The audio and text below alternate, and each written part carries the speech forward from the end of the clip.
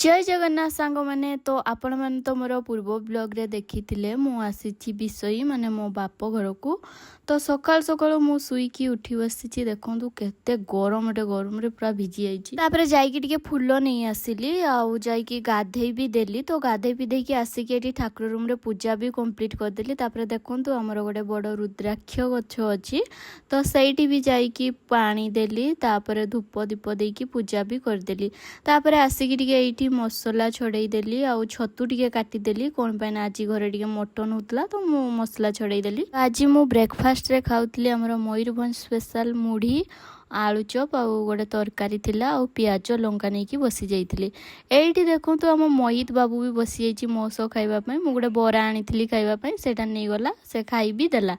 तो खाई खाई ये बसिकी मो सह से गप करूला सेपटे लंच भी रेडी हो जाता तो मो भाई आउ दीदी को तांको खाइबा बाढ़ी देती तो से मैंने बसिकी खाऊले सह भी सी बसीगला खाइबापी तो से खाऊला कम से बसिकी गप करूला बेसी आसिकी एपटे आसिकी बिलेई मान लगी पड़ा आम जो दीटा टुआ टुई थे